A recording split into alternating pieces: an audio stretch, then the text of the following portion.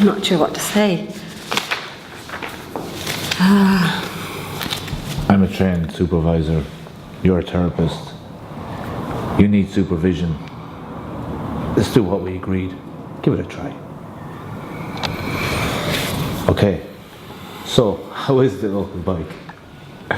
What do you mean? Everyone gets a ride. Oh, even if she doesn't want to give it. She puts out for 3, so 4, 5 and 6 help themselves without her consent. She told me once she was raped by a guy, spouting such rhetoric. I didn't mean to offend. Please accept my apologies. I wasn't actually even going to start with Ger. Why not? Ger's one of my favourites. Her mother died? The mother whose mother died giving birth to her? The narcissist who tried to devour her? That's the one. Oh, always an interesting time. The fallout from the maternal demise. Indeed. She almost got fired from the soap. Do tell. When she didn't arrive at hair and makeup, they had to phone around the local hotels. They found her in the Berkeley, running lines with a man half her age. Apparently she made it to the set in time for the shoot. Late, but off the book. Is it time for medication? Maybe.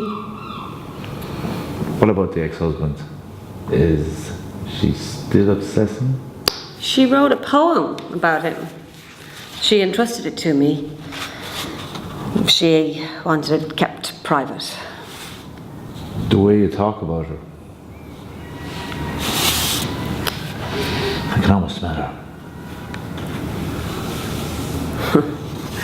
Actually, she said something about smell. I can't remember what it was. Let her voice come through you. It was one of her glorious rants about the church. No, not like that. Pretend you are her. Oh. Okay.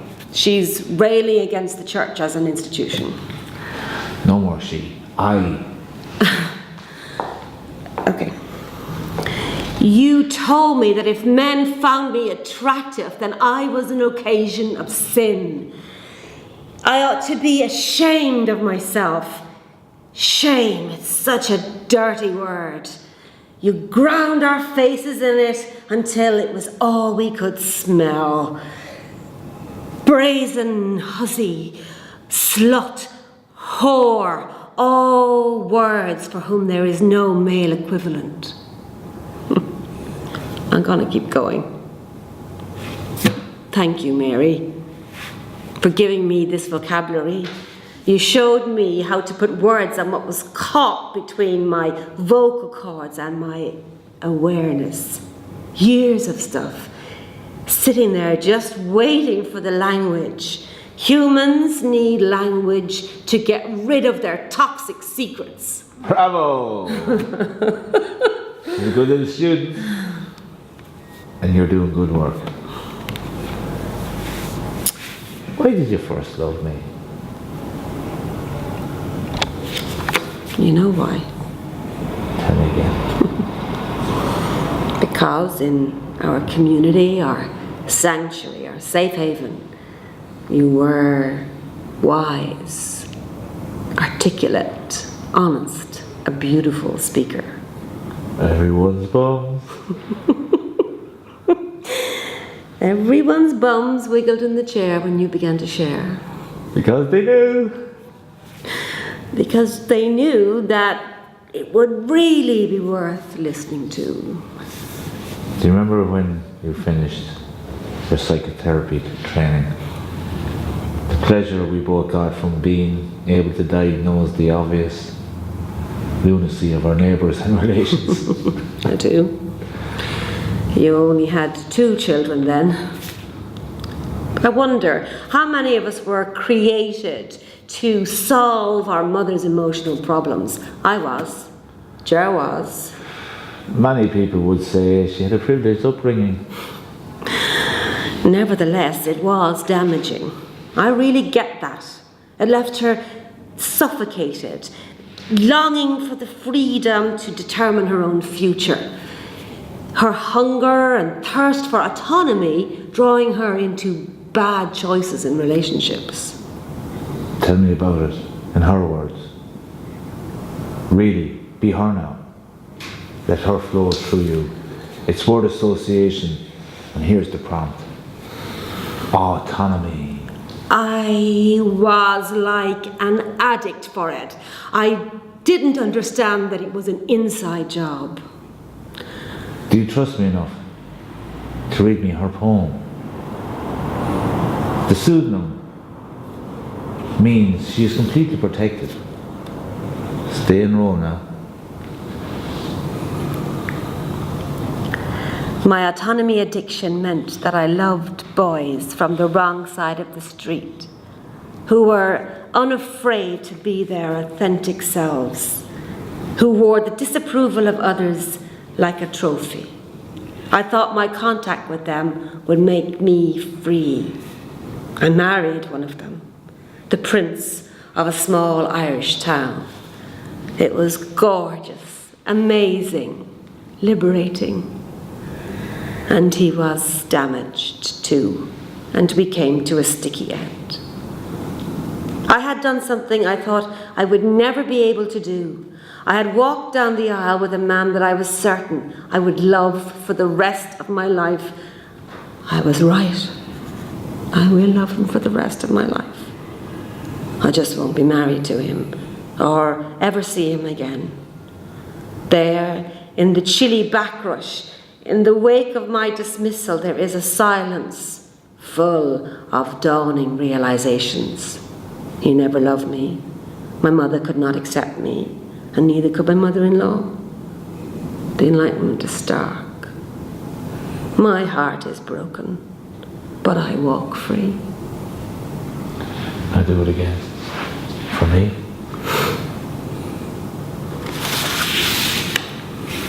My autonomy addiction meant that I loved boys from the wrong side of the street, who were unafraid to be their authentic selves, who wore the disapproval of others like a trophy. I thought my contact with them would make me free. I married one of them, the prince of a small Irish town. He was gorgeous, amazing, liberating. And he was damaged too. And we came to a sticky end. I had done something I thought I would never be able to do. I had walked down the aisle with a man that I was certain I would love for the rest of my life. I was right. I will love him for the rest of my life. I just won't be married to him or ever see him again. There, in the chilly backrush, in the wake of my dismissal, there is a silence full of dawning realizations. He never loved me. My mother could not accept me. My mother-in-law could not accept me. The enlightenment is stark. My heart is broken, but I walk free. You know what? This is wrong. Is this the only thing that gets you going? Me, pretending to be my client, fucking me. Not your wife, not me on my own, just me playing her. I told you, lover. It's the only thing that works. That's a line. And I fell for it. You know, apparently that's been in Friends. You have a surefire way to get fucked if you can make her think that only she can save you. Mary, you know how much I love you. How beautiful I think you are. Do you, Norman? Do you really love me? I love you, Mary. You are everything to me.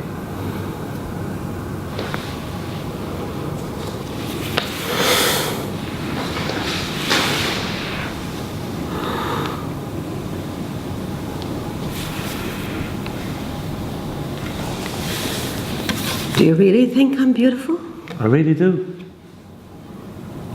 You know, the older a woman gets, the more she needs to hear those words. I'm like an addict, prepared to do anything to get my fix, and you give me an endless supply. Louise Hay would say, I can tell myself I'm beautiful. She would say, I should stand in front of a mirror every night and look in it and say, you are beautiful. I love you. Louise fucking Hay, Mary, come on. You are the centre of my world. The centre of your world? Since you've been fucking me, you've gotten her pregnant twice. You tell me you don't fuck her. Well, who is she? The Virgin fucking Mary. The Immaculate Conception. Conceptions twice. What kind of a fool am I? You charge me because she has to be protected from looking into the accounts and seeing that I'm not paying for it. My clients get a half-assed supervision visit and I get a 20-minute fumble, which I have to tell you is becoming increasingly less satisfying. I may as well be paying you for bad sex when you want it. You know, my client has better self-respect than I do. She deserves better, and so do I.